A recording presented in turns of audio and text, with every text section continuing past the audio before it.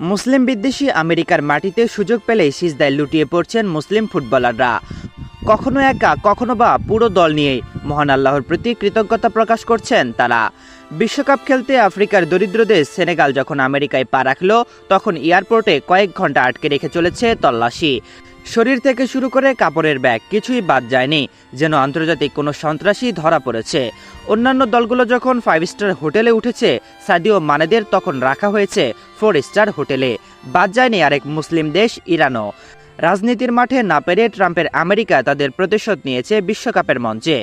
ফুটবলারদের ভিসার জন্য দাঁড়ে দাঁড়ে ঘোরানো, এরপর ভিসা দিয়েও আমেরিকায় ঢুকতে না দেয়া।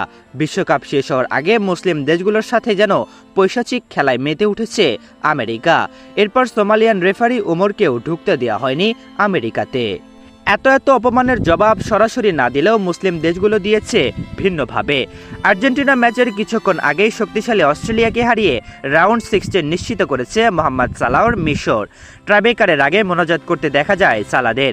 ম্যাচ শেষে পুরো দল কোচিং স্টাফকে নিয়েই মহান আল্লাহর দরবারে সিজদায় লুটিয়ে পড়ে তারা। এরপর মিশরের হেড কোচ ফিলিস্তিনের পতাকা হাতে তাদের এই জয় উৎসর্গ করেন ফিলিস্তিনের মানুষদের। এর আগে পুরো দল নিয়ে সিজদায় মাথা নত করেছিল মরক্কো। শক্তিশালী নেদারল্যান্ডসের বিপক্ষে ট্রাইব্রেকারে যাওয়ার আগে দেখা যায় দলের হেড কোচ সবাইকে নিয়ে মোনাজাত করছেন। স্রষ্টার অনুগ্রহে সাফল্যও মিলেছে। প্রথমবারের মতো রাউন্ড 16-এ পা রেখেছে তারা। জয়ের পর আশরাফ হাকিমি, ইসমাইল সাইবেরিরা দল বেঁধে চলে যায় সিজদায়। বাদ যায়নি খ্রিস্টান ধর্মের অনুসারী ক্রিস্টিয়ানো রোনাল্ডো। সিজদায় না গেলেও 3 বার বিসমিল্লাহ বলার পর ষষ্ঠ বিশ্বকাপে এসে পেনাল্টিতে গোল করেন তিনি। দীর্ঘদিন সৌদিতে বসবাস করার ফলে শুরুতে বিসমিল্লাহ আর মাশাআল্লাহ, আলহামদুলিল্লাহ শব্দগুলো প্রায় শোনা যায় তার মুখে।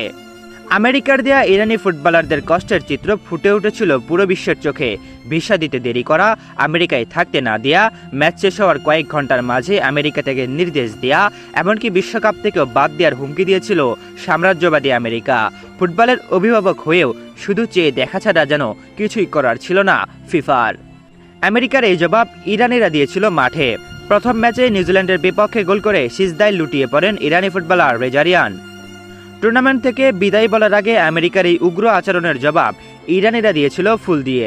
ম্যাচ শেষে ড্রেসিং রুমে সকলকে ধন্যবাদ দিয়ে লিখে এসেছিল, আমরা গর্বের সাথে এসেছি, সম্মানের সাথে খেলেছি আর মাথা উঁচু করে আমেরিকা থেকে বিদায় নিচ্ছি। ইরানিরা যেন বলতে চাইল, তোমরা আমাদের কিচ্ছুটি করতে পারোনি।